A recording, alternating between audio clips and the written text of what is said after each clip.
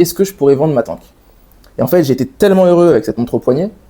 J'ai passé des moments, ça correspond à une période de ma vie où j'ai été profondément heureux, que tu vois, je pense que j'aurais du mal à m'en séparer. On crée des liens avec l'objet, on s'attache, ça crée de l'émotion, des souvenirs, et parfois ça ouvre des portes, des conversations. Venant d'une femme, ça me choque un peu moins. Ouais. Parce que Cartier, comme je disais, il y a les bijoux, etc. Et ça reste. Mais chez les hommes, je pense, alors c'est peut-être une référence un peu nulle, mais je pense que le rap y a joué beaucoup. Bon les amis, je suis à Tours, en compagnie de Johan, un amodé de la chaîne, qui va aujourd'hui nous parler de... Une Tissot PR100 Titanium. Magnifique. Ouais. Magnifique. Qu'est-ce que tu peux me dire sur cette montre? Depuis quand tu l'as déjà, cette montre? Puis quand je l'ai, ça doit faire environ 4-5 ans que je l'ai. Ouais. C'est ma daily et ma première montre aussi.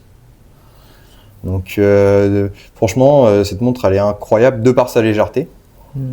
Et pourquoi cette montre? Donc, d'abord c'est un cadeau. Et chercher une montre sport chic. Ok. Donc je me suis tourné vers Tissot. J'hésitais entre Tissot et Seiko, à vrai dire. Pour un prix un peu abordable et pour un premier achat de montre, tout simplement. Bien sûr. Et le choix, vu que c'est un cadeau, c'est pas moi qui ai choisi, mais le choix de la Tissot, en plus titanium, était vraiment un très bon choix de sa part. Mais c'est-à-dire que tu avais fait, donc t'hésitais entre Seiko et Tissot, donc tu avais fait une liste un peu. Ouais, c'est ça, j'avais aiguillé fait la une liste, personne j'avais sur regardé ce que tu voulais. Exactement, c'est ça, ouais. Ok. Donc ouais, franchement, j'ai un peu du mal à m'en séparer, j'avoue, parce qu'elle est vraiment très bien. Déjà, alors c'est un quartz du coup. D'accord. On n'est pas sur une mécanique. Donc déjà, il y a l'avantage du quartz que j'aime bien, c'est-à-dire qu'on la pose, on la reprend, il n'y a pas de souci mécanique comme sur, régler l'heure, etc. Et surtout, je suis tombé amoureux de son fond. Alors, là, on voit que c'est un bleu qui a l'air soleillé. C'est-à-dire que j'imagine que la couleur va changer en fonction de l'ambiance lumineuse de la pièce dans laquelle tu te situes. Exactement. Et là, déjà, il est très très beau. Et alors, petit fun fact un peu bête, mais moi, du coup, je garde souvent mes montres même quand je dors. Ok. Et celle-ci, vu qu'elle est luminescente la nuit, ça me permet de regarder l'heure, même sans allumer mon téléphone et me péter les yeux la nuit. La luminescence dure toute la nuit sur celle-ci? Ouais.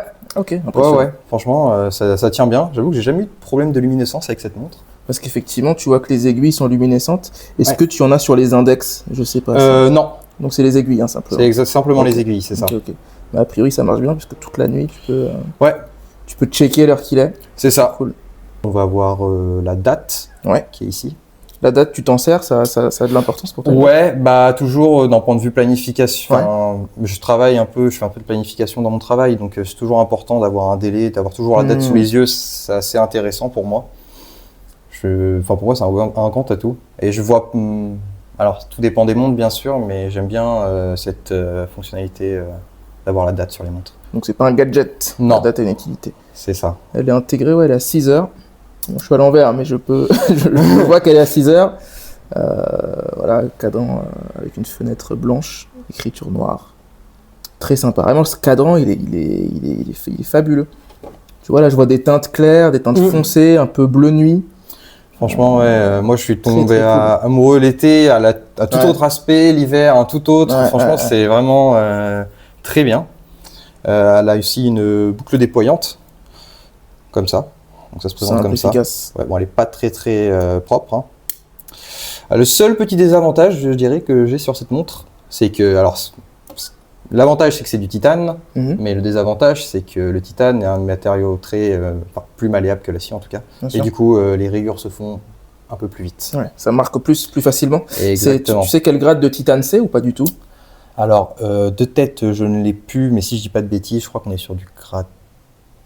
Non, j'ai dit une bêtise. Souvent c'est grade 5 en horlogerie. Ouais, c'est peut-être le cas. C'est peut-être le cas. Je crois que c'est ça, ouais. Les amis, j'ai pas révisé, donc voilà. Je ne sais pas. Si vous le savez, dites-le nous en commentaire. Exactement. Et on voit la différence de teinte entre le titane et l'acier pour ceux qui ont l'habitude. Le titane a une teinte légèrement différente. C'est ça, ça fait un gris plus terne entre guillemets, ouais. Mais je trouve que ça rend plus technique, tu vois, ça renforce un peu l'aspect technique de la montre. C'est ce qui fait aussi que j'aime cette montre, c'est que j'aime bien, comme je l'ai dit, la mécanique, etc. Et le fait d'avoir en titane, c'est vraiment un atout pour moi, et d'autant plus de par sa légèreté, et clairement je ne la sens pas. Par exemple, quand je dors la nuit, comme je disais, C'est comme si je n'avais Elle pas est de montre. confortable. Ouais, elle est super confortable aussi. Ouais, ça, c'est vrai que c'est un vrai plus sur cette montre. Mais je sais que certaines personnes, justement, au contraire, n'aiment pas le titane parce qu'ils ont l'impression de rien avoir au poignet. Oui. Ils aiment sentir leur montre, tu vois. Ça fait pas... c'est vrai. C'est vrai qu'il faut faire attention parce que des fois, on a tendance à l'oublier. Bon, celle-ci est étanche, donc ça va. Si on l'oublie sous l'eau ou quoi, il n'y a pas de souci. Étanche à combien, celle-ci? On est sur du 10 bars. Ok. Le verre qui est en cristal aussi. D'accord. Donc contre rayures. Ça, c'est plutôt un atout. Et tout ça, franchement, pour un prix qui est quand même, je trouve, très abordable. Plutôt connu, c'est quoi le budget sur cette pièce? Alors, je sais que la paire 100, je l'ai vue en magasin, je crois qu'elle est aux alentours de 375 €. D'accord. La titanium, je suppose qu'elle doit être 50 ou 100 € plus chère, genre de 400, 450 €, je pense. Franchement, si tu me dis une montre comme ça pour moins de 500 balles, c'est pas mal. Hein, ouais, c'est ça. Étanchéité à 100 mètres, t'as un cadran qui est bien travaillé. On a une montre suisse. Ouais. On a, alors j'ai pas la boîte avec moi, mais on a tout le package Tissot, c'est-à-dire la petite carte qui permet de la réviser. Je crois que c'est 10 ans, c'est ça. On a le petit livret avec l'histoire Tissot, qui est un petit roman. Enfin, franchement, pour ce prix-là, je trouve ça vraiment de bonne, un bon rapport qualité-prix. Tissot, c'est plutôt bien placé. Hein. C'est une des raisons pour laquelle la PRX a bien fonctionné. T'en penses quoi, toi, de la PRX? Et j'ai voulu me la prendre. Ouais. T'as failli succomber à son charme. J'ai failli succomber à la PRX, oui. Et je la voulais, du coup, je voulais évoluer, je voulais la prendre en Powermatic. D'accord. Mais je ne suis pas succombé. Pourquoi? Parce que pour moi, les montres, c'est toujours... moi, c'est comme ça que je fonctionne. J'achète des montres quand j'ai réussi quelque chose, en tout cas. Donc là, pour l'instant, j'ai pas atteint les objectifs que je voulais, donc je me réserve. Tu associes l'achat à l'atteinte d'un objectif. Ouais, c'est exactement. Ou un changement de vie aussi, ça peut marcher. C'est un peu comme mes véhicules. C'est pareil, j'aime bien changer de véhicule quand je change de ville, quand je change de vie, quand j'ai un changement dans ma vie. D'accord, faut que ça ait du sens, quoi. C'est ça. Je comprends. Parce que, c'est un peu matérialiste de dire ça, mais ouais, pour moi, ce genre d'objet, c'est des choses que je pense garder toute ma vie. Et du coup, j'aime bien retomber sur ces objets-là plus tard et me dire « Ah, ça c'était cette période de ma vie. » Ça correspondait à telle émotion, telle période. Exactement. Ça, c'est bien ça. Je me faisais la réflexion, tu vois, sur ma Cartier Tank, les amis, que je porte aujourd'hui. J'ai amené la Tank parce que je sais que l'ami Johan aime bien les tanks. Donc je lui ai fait une petite surprise, je lui montrerai après en off, plus précisément. Mais moi, je me faisais la réflexion, est-ce que je pourrais vendre ma Tank? Et en fait, j'ai été tellement heureux avec cette montre au poignet. J'ai passé des moments, ça correspond à une période de ma vie où j'ai été profondément heureux, que tu vois, je pense que j'aurais du mal à m'en séparer. J'aurais du mal à la vendre, cette Cartier Tank. Après, donc, un peu comme toi, je pense que tu vois, j'associe montre et moments du passé, etc. Mais on s'attache à l'objet, on vit des choses avec l'objet. C'est ça. C'est ça. J'ai tout vécu avec cette montre. Du coup, je l'ai eu en études. J'ai eu mon master avec. Je suis vécu à l'étranger avec. Je suis revenu en France. Ça m'a permis de. Par exemple, mon patron avec qui j'ai été aimait les montres. Il a vu que j'avais ça au poignet. Il m'a dit ah c'est pas mal. Il y a plein de choses comme ça qui En fait, on a des histoires en fait. Ça crée des histoires. Et ça, si tu ne portes pas de montre, tu peux pas t'en rendre compte. Non. Donc tu te dis, les gens s'intéressent souvent, pourquoi porter des montres aujourd'hui, ça sert à rien, on a l'heure atomique sur notre portable. Mais en fait, on crée des liens avec l'objet, on s'attache, ça crée de l'émotion, des souvenirs, et parfois ça ouvre des portes, des conversations. Tout à fait. Nous, c'est un peu comme ça qu'on s'est rencontrés finalement. C'est aussi exactement. Un intérêt commun pour les montres.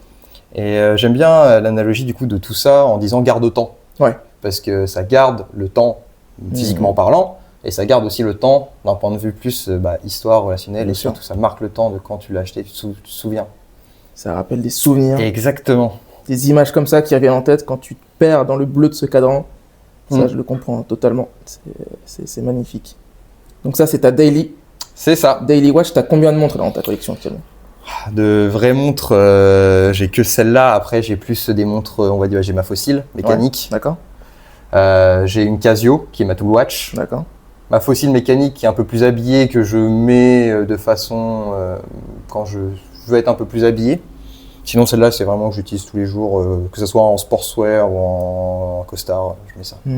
Costume. Ouais. Puis ça reste une montre assez discrète. On n'est pas sur tape à l'œil. Moi j'aime bien aussi les montres discrètes. Par exemple tout ce qui est Richard Mille, par exemple, j'aime bien la technicité qu'il y a derrière, quand on parlait de technicité, mais l'apparence, c'est un peu... L'aspect esthétique de la pièce, trop vulgaire. Ok. À part si on fait du sport ou que en tout cas ça nécessite. Mais ce sont des pièces qui sont extrêmes, qui sont radicales. Ouais, c'est ça. C'est aussi l'approche de Richard Mille. Hein, bien sûr. C'est quelqu'un qui ne veut faire aucun compromis. Donc lui, voilà, il est radical à fond. Donc que ça plaise ou que ça plaise pas, voilà, ça c'est une autre question. Toi, la montre de tes rêves. Demain, je te dis, tu as un budget illimité, mais tu peux choisir une montre. Une. Bon, garde en tête que tu ne peux pas la revendre. C'est une montre que tu garderas à vie, donc que tu seras amené à transmettre potentiellement. Qu'est-ce que tu prendrais comme pièce? Bonne question. J'en ai plusieurs qui me viennent en tête, mais je pense que je partirai sur une Jaeger-LeCoultre, Reverso. Magnifique. Celle qui est sortie il y a 1 an ou 2, je crois, qui est toute mécanique. Où on voit le mécanisme d'un côté et de l'autre, elle est très sobre. Je trouve que du coup, ça allie mon côté mécanique et mon côté sobriété. Ouais.